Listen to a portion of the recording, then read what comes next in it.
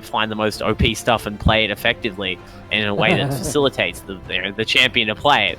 So it's a lot of fun to see who has the best execution with these strats, who's just picking it because it's the thing to pick, and who can actually pull it off.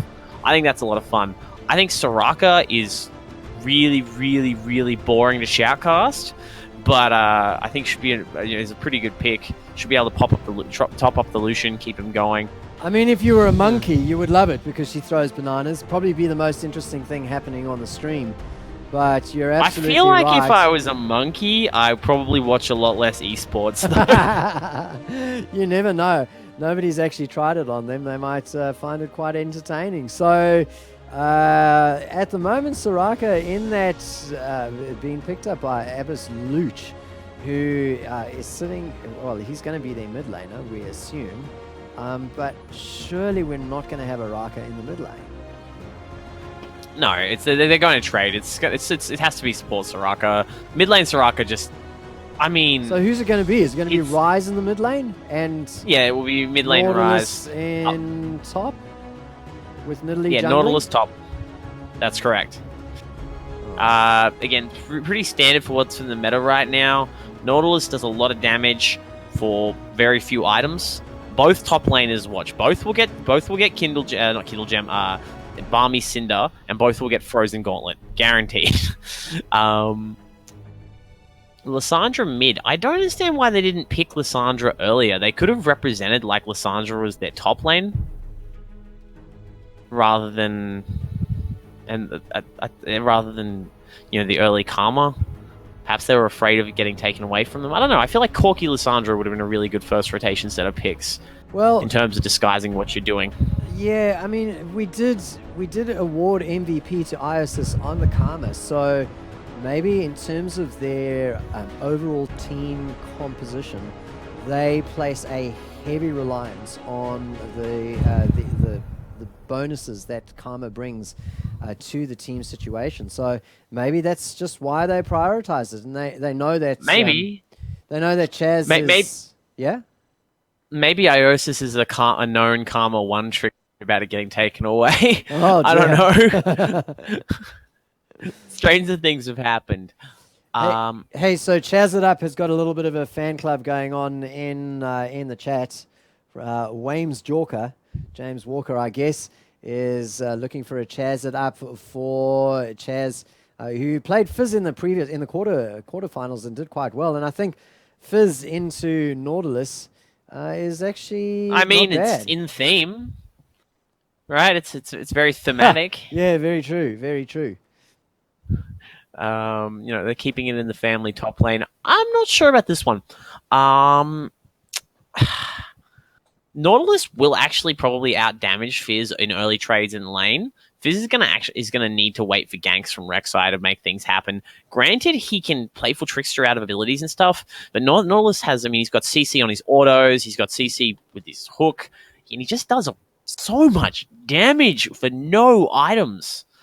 Another thing is, I don't understand why OCE AD carries don't play Jhin.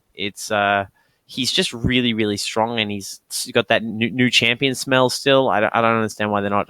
Well, maybe not playing that's him. what it is. So oppressive in lane. When you're playing in a tournament, you go all serious business, and maybe the ADCs are saying, look, we know that the champion's strong, but we just don't have enough hours put into him, so we're not going to play.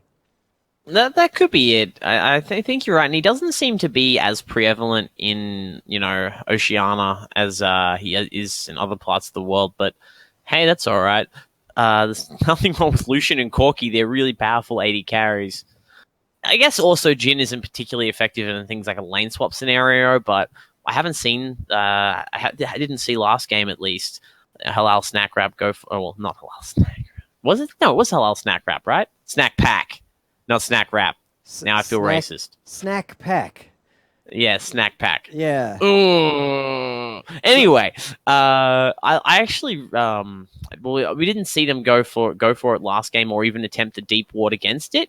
So I don't think it's really on their radar. I don't know how John Howard are going to do this. The coalition, if you will.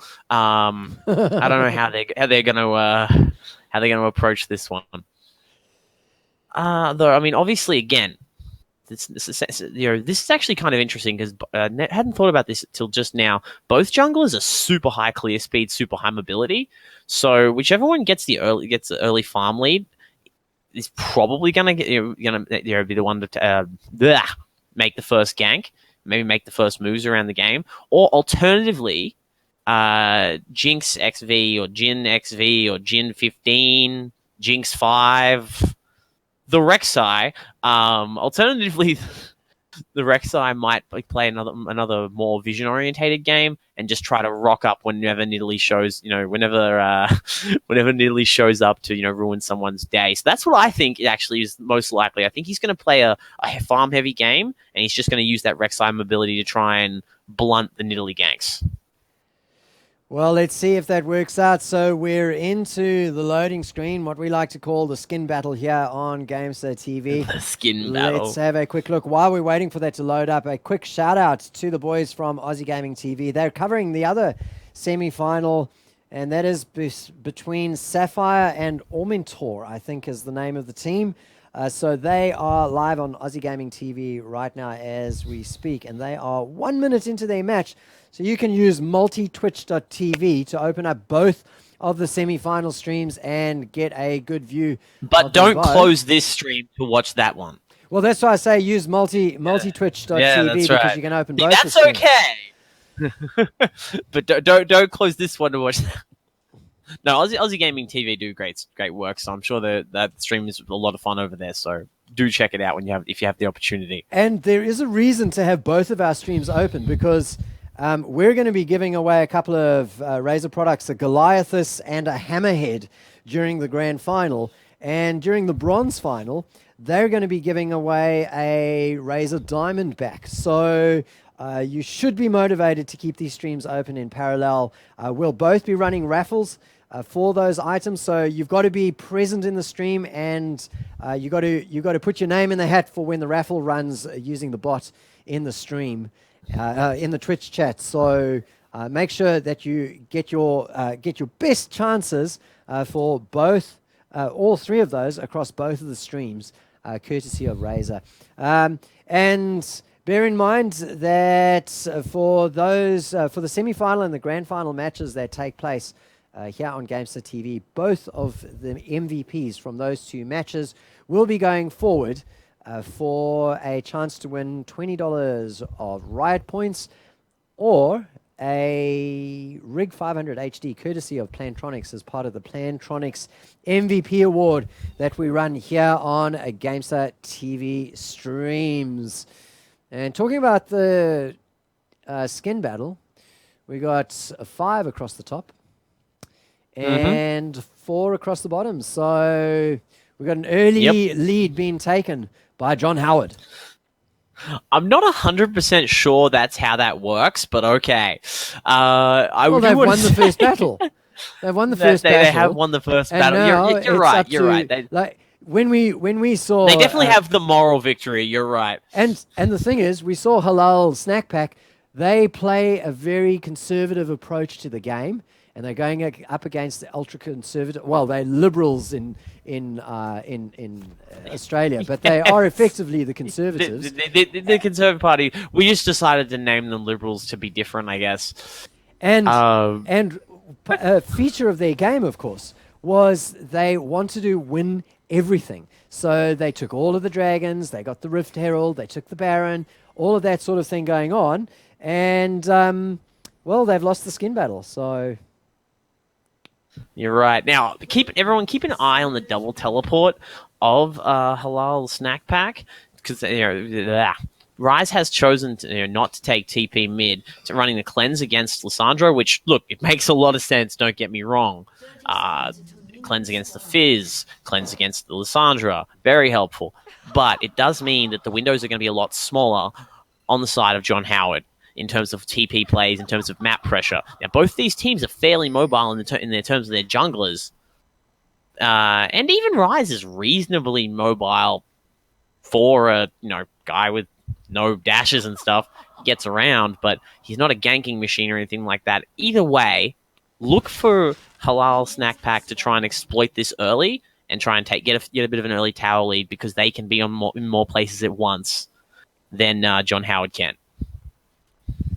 Oh, it's going to be confusing calling them John Howard all day long. You kind of think it's a singular. It's a little bit like Kindred.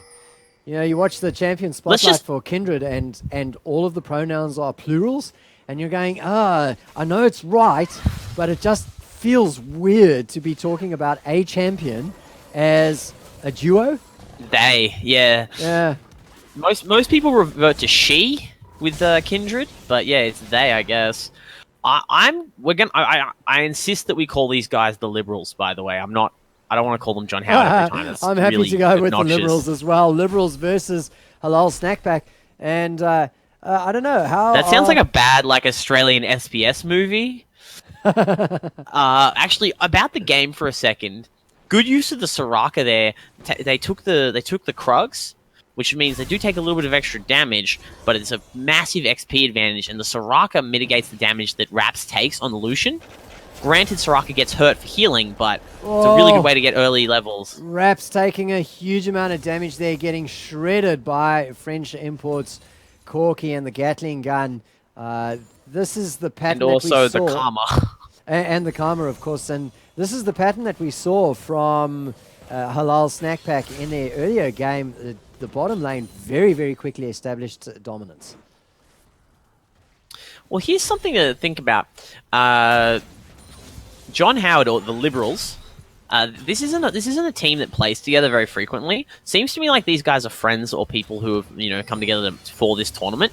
They're not a consistent team. They're all very talented players, but they're from a smattering of other teams. While Halal Snackpack may actually play together fairly frequently, and this can affect things like bottom lane synergy and stuff like that. So the junglers have spotted themselves out in the meantime. We had Nidalee going for a little bit of an adventure, dropping a ward down on the blue buff. So they'll have the timer on the blue buff from that point onwards. Nice little aggressive move there. In fact, he's going to look to get a steal. He's within range with his javelin. And nope, the smite from Jin 15 just too strong. In the mid lane, nothing too interesting going on here. Tsukuyomi and Abyss Looch are dead even and not really exchanging much in terms of damage. Tsukuyomi with a bit of a more healthy mana pool, and the Rise now deciding to blue pill straight away. So quite an early blue pill there, Lon, from Looch. Yeah, I agree. I was just glancing at the chat for a second, watching them badmouth me, but I don't mind. I think it's funny. It was quite early, but look, it is what it is. You want to get that tier ASAP on Rise, if you're planning to go it, which you probably should. You really want to get it because you can stack it up so quickly. Last thing with his Q and whatnot. I like it. I think the early back was well worth it. Back to the bottom lane. The push is on. Yeah, thanks, directed camera. Beg your pardon? Oh. I said directed camera. Go on. So LeBlanc and Raps heading, pushing their lane in, getting it underneath the turret. And the strategy is working. So even though the damage trades are going the way of Halal Snackpack, the CS lead, unlike in that quarterfinal game that we caught of Halal's Lonjanis, the CS lead going to the blue team, John Howard and the Liberals. Yeah, pretty much across the board, in fact. Well, no, literally across the board. Every lane is ahead in CS, which just goes to show the individual laning prowess of these players. That alone is going to be, difficult to overcome when you're already battling uphill. It means you do have to make, bigger plays, do have to take risks, which, as we saw last time we watched the last Snackpack play, they weren't really big on the risks. So we'll see if this works out for them, because look, losing the CS lead early in the game, it's not the end of the world, but does make things difficult. Well, I wonder if it's going to have a much bigger impact on a team like Halal Snackpack than others, because in the previous game they were slow, methodical. They got themselves a bit of a lead. They built on it and built on it, built on it. They had control of the lanes. They had control of the rest of the map as well. And that is how they won the victory. It wasn't through anything flashy. We've got an engage in the bottom lane. French import might actually be going down here. The save, though, from Iosis, getting the shield down onto him, forces the disengage. No, Raps is going back in. He flashes forward. He gets a heal out of French import, and French import gets away with his life. So a pretty even trade there, Lonjanis, or do you think a flash in exchange for a heal goes the way of the blue or the red team? Flash is way more valuable than heal. Well, not way more valuable, but traditional, wisdom, like standard wisdom suggests that Flash is the most valuable spell in most scenarios. So yeah, I'm not sure. Little bit of a fall behind, I think. Speaking of summoner spells, I'd really like to see Jin 15. Jin. If anybody knows what this guy's name is, please just tell it in chat. Oh, we've got actually, an engage going on. Chaz it up, used his playful trickster, and that was the cue for Nautilus to drop a depth charge on him, and it did a little bit of damage, but he was underneath the turret, so he took his own damage. Too much damage has withdrawn, and that's all for naught in the end. Yeah, but the double back is better for Nautilus than it is for Fizz because of that CS lead. Means he's coming back stronger. They both TP back in. Nautilus just a little bit earlier, meaning he can set up a bit of that free damage. Both of them, of course, going Balmy Cinder because it's so good right now. Hashtag Meta Golem. And look at this just damage from Nautilus. Just that early, just itemless damage. Which brings me back to what I was going to say. I'd like to see a little bit more proactivity from Jin XV. Oh, the action mid lane. Yeah, I'll discuss, macro strategy later.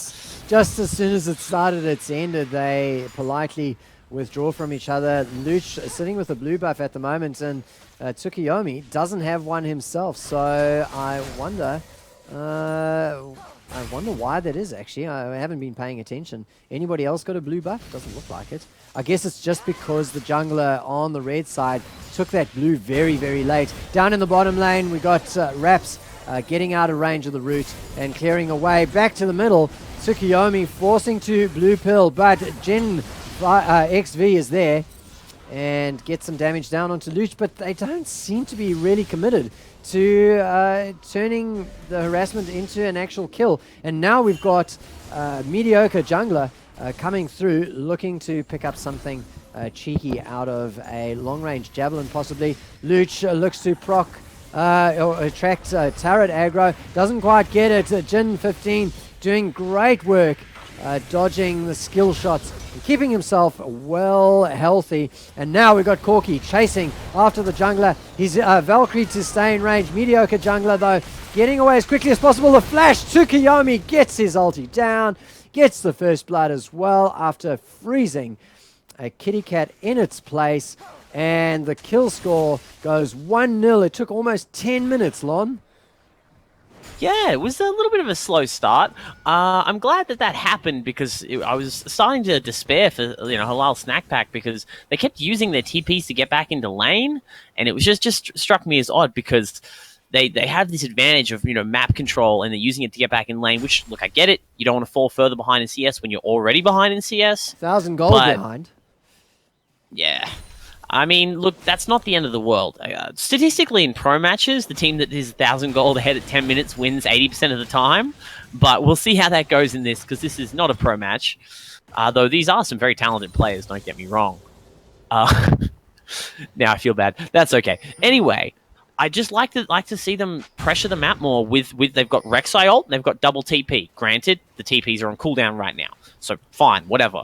But they really need to make use of this ability to control the map better, because I understand the farm alarm from Rek'Sai. You want to get ahead, but it's not working. He's behind Italy in farm. I'd just rather see them. Oh, sorry. Yep. Carry on. No, go. Well, I'd just rather see them be more aggressive with these TPs, or look to set things up around the map.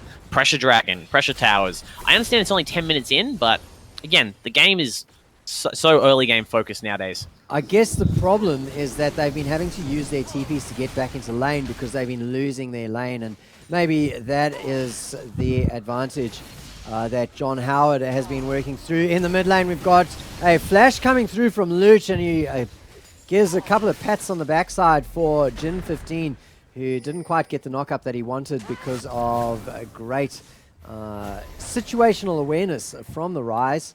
So that's a drive-by more than anything else in the mid lane that's resulted in taking the flash away. We'll see whether Rek'Sai returns at any point. Down in the bottom lane, we've got a group of players missing. Oh, what's going on? Tsukuyomi is not going to get away. That is how you gank, says a mediocre jungler. And Abyss Looch picking up the kill credit there. They even out the kill scores, and the gold lead now extending to 2.5K. Indeed. Man, that was like immediately as soon as you started talking about the bot lane, Tsukuyomi just went in. I guess he knew obviously Rise no flash and just went straight for it. But the Nidalee, man, that mobility was just there in a flash to turn it around. It's hard to deal with. It's really hard to deal with, and that's really unfortunate for Tsukuyomi. So let's have a look at this bottom lane right now. The CS lead extending steadily for the Lucian. So Rap's doing very, very well, even though they have, it seems as though they lose the trades because of Karma's kit and the damage output that's been coming from that Gatling gun shredding the armor. But they are in control of the lane. 100%. They've forced French Import out of lane a couple of times now, and have had and when he's not been forced out of lane, French Import several times now has had to farm under the turret, so not having an easy time of it at all. No, well, Soraka can be very smothering in lane because it's so hard to actually do damage against it. She has the snare. She's just really, really obnoxious. Her abilities are on quite a short cooldown. They're extremely low cost. Combined with Lucian, who's much the same. Another engaged mid lane. Misses the claw. He's not going to get out. So he's going to have to fight. He freezes himself with the ulti. And, well, is he going to get out of range? That's he's dodged AQ. Small favor there. Turns around, though, and gets himself imprisoned. Looch is going to get away, though, with a little bit of hurry along that he gets from his ulti. And that is a mid lane firmly in the hands of John Howard. Right? Just a thought, guys. I know you were like, yeah, we're gonna make the Q a skill shot to make Rise a more like in-depth, more difficult champion. If the snare is still point and click, the Q being a skill shot doesn't mean much. Top lane, we got some action. Earth makes an appearance onto Chief Points, who fancied his chances against Chaz it up, but Jinx has arrived, forces Chief Points to book it out of there, and he does so quite well as well, just using the anchor to get himself out of danger. But that is also a flash down, and he doesn't have his TP up Lon, so it's going to take him a while to trundle on back to lane. Doesn't matter though. First dragon going at 14.5 minutes. And it's going to be two-man dragon, casual, easy. There's no real way to contest this. People have been forced back. It's again, look, dragon's in an iffy spot right now. I agree, take it like that when you can, but so much of the time it's not worth risking a throw over because it's just not like it's strong, but it's not as good as a tower at the end of the day. It's not as good as a tower take anymore. I don't think. The only reason it becomes OP is if you get 5 and I don't know. I would rather I suggest if a team is looking to play around dragon, play it opportunistically, play it situationally, get it when you can like that. Don't try to force it too much. So there was a time when getting 5 dragons was a massive priority, and obviously dragons now been nerfed as a result of, I guess, it's just the games don't take long enough anymore is the issue. It's super difficult to get all 5 dragons because the games just end much faster. So the nerf isn't to the abilities per se, it's just that there are other mechanics in play that make games end quicker. Essentially, yeah. Which has got to be a good thing. I mean, I like it. Obviously, you that still see the occasional 5 dragons, but doesn't that place the buffs of the dragons in the right context of the match? Because you don't want it to be a one-dimensional kind of, press button to win type of thing. So, it's good that it's something that breaks the deadlock in a game that is going to go for a long time. yeah, no, I agree. I think it's in a much better place than it was. Rift Herald is in an iffy place, unfortunately. In that it's risky to take. Its buff is very, very good, but kind of fragile and inflexible. The Bottom lane, the engage is on. Frenshaw, import Valkyrie's out. The route down onto Raps is not enough to scare him off. He dashes forward, and Iosys gets the buff down onto both of them just to get themselves out of harm's way. And Raps, he decided not to engage as soon as that shield appeared on both of the bottom lane players. What's going on in the mid lane? We got a TP coming through. Chief Points with a massive anchor captures Jinx and forces the flash out. The depth charge will knock him up, and Chief Points waltzes underneath the turret. Says, here we go, mate, to Looch, help yourself. Meanwhile, in the bottom lane, the Lucians picked up a kill as well.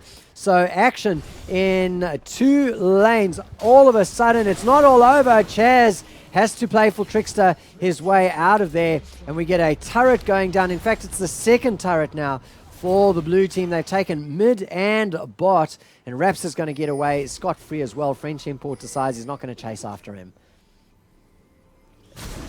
Man, that was pandemonium. What I like about this game is when one fight starts, everyone else just immediately starts fights across the map. It's like, well, I know where the jungler is, or, well, I know the mid lane is mid, or I know this guy's doing that. Let's get in a fight ourselves. It makes for entertaining viewing. It's kind of like a pub. It's like those brawls in the westerns, in the pubs. Exactly, where, yes. One guy hits another guy, and the guy who got hit falls into somebody else and spills his drink. So now he gets pissed and punches him, and then it all just turns to craziness. Broken chairs and bottles all over the shop. The red steel coming through from Nidalee, who's then going to back out of there post-haste. No problems at all. Ugh, excuse me. Does so nice and quickly thanks to that Rift Herald buff that went onto her. Yeah.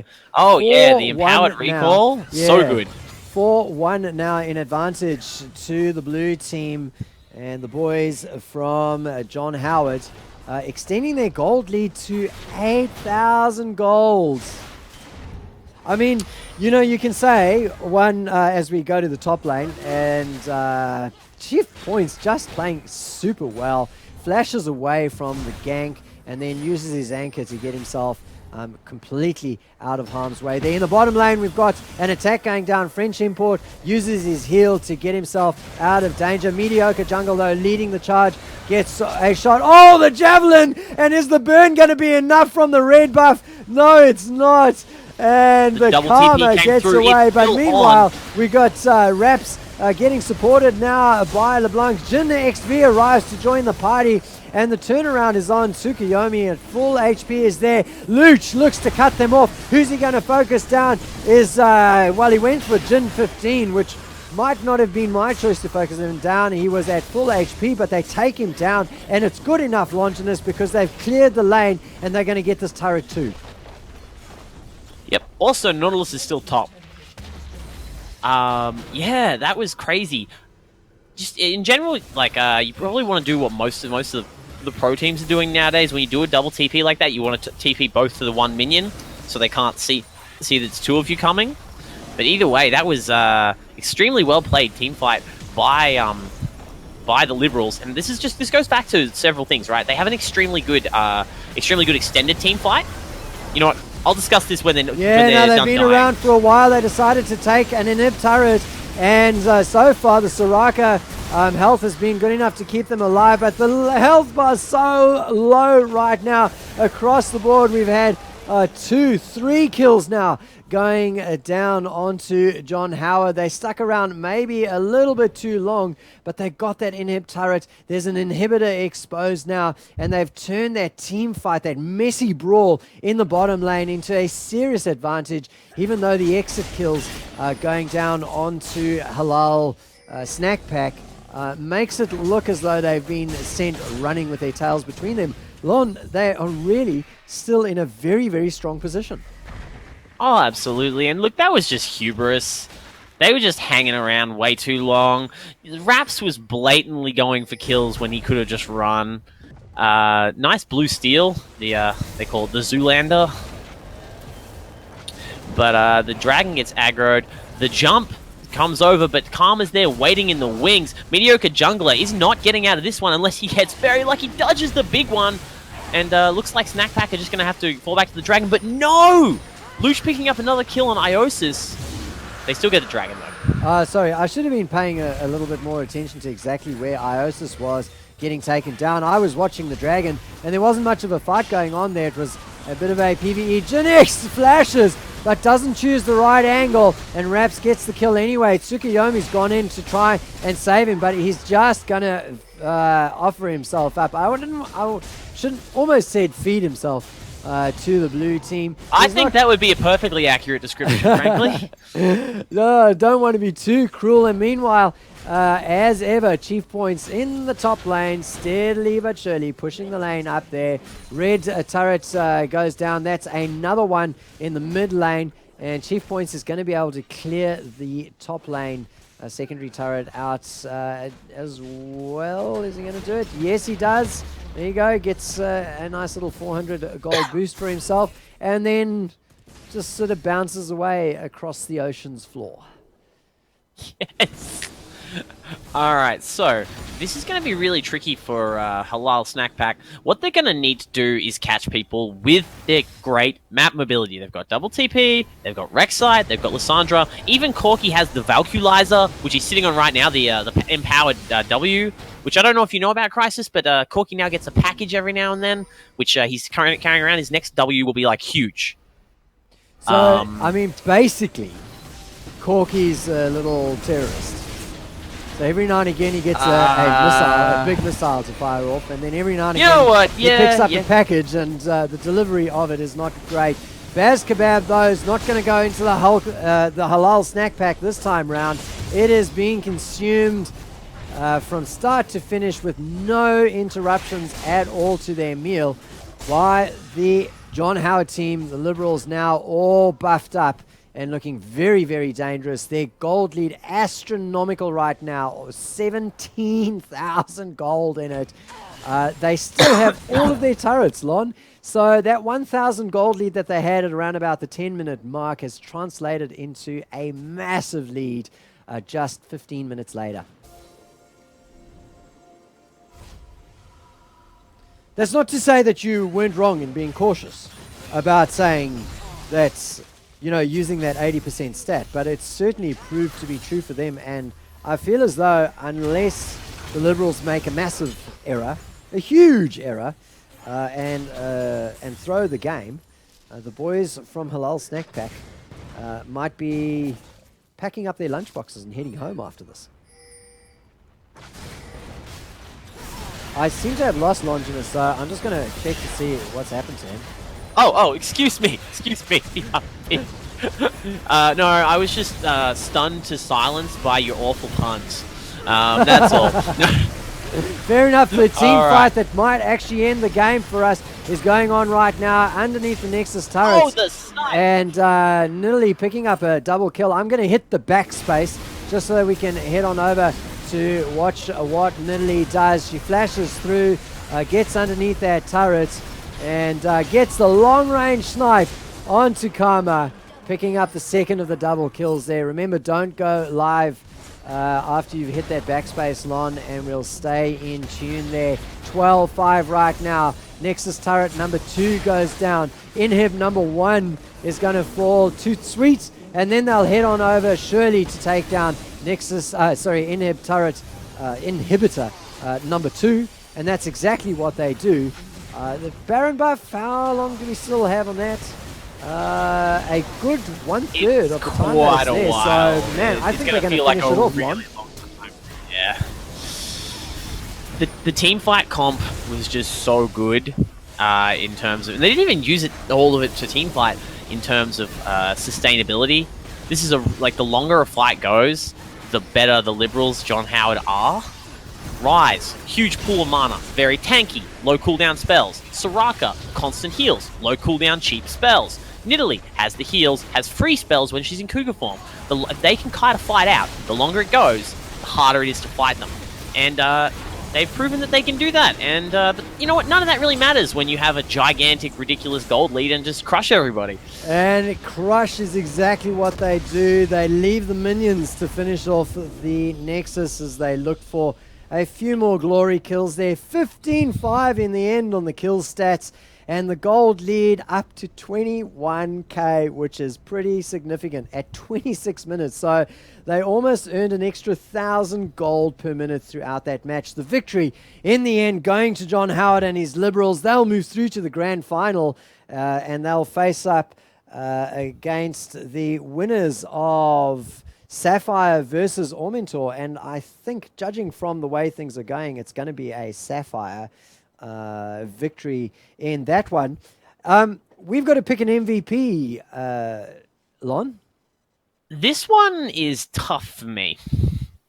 It's look, mediocre jungler was anything but mediocre. Played Nidalee very well, pressured the map, set up ganks, came in for executes like to deal with people. Really, really good times. Actually saved Looch's life a couple times, but have to give it to Abyss Looch. He just went off on the rise. It's just there's no way in my eyes look. Part of me wants to give it to mediocre jungler because again he pressured the map extremely well. He set up chief points really well. He set up Looch really well. Excellent facilitation, but Looch just went complete man mode that game. After that first little bit of assistance from mediocre jungler, it was just GG. He was killing Tsukuyomi just left and right. It got to be Looch. Well, if you look at the damage stats across the two teams, despite being behind in CS, the Corki stayed within range. Yes, slightly less damage, almost equal, even damage with the other ADC, but the massive lead getting up to 27k, a little bit more than that, in fact. From the rise was Looch. So happy for the MVP award to go to Looch for that one. Looch, you'll go into the draw. And you can check out on GameStar.com/Plantronics for the MVP award details and also for the list of the current players in the running for the MVPs. Now, if Looch gets another MVP at the end of during the grand final, his name will go down twice for the draw for that Plantronics. Is that how that works? Yeah, for the Plantronics Rig HD 500 HD, or a couple of $20 Riot Points awards are available as well. So we'll be back in just a couple of minutes, ladies and gentlemen, with the grand final. As I called it, we had the winner of Sapphire versus Ormentor going the way of Sapphire. So the grand final is going to be John Howard versus Sapphire. That's going to be a best of 3, and it's going to be on in probably, I would say, maybe 10 minutes, depending on how quickly the team's ready up. So thanks for watching the semi-final. This has been Chrisis and Lonjanis. Don't go anywhere. We'll be right back.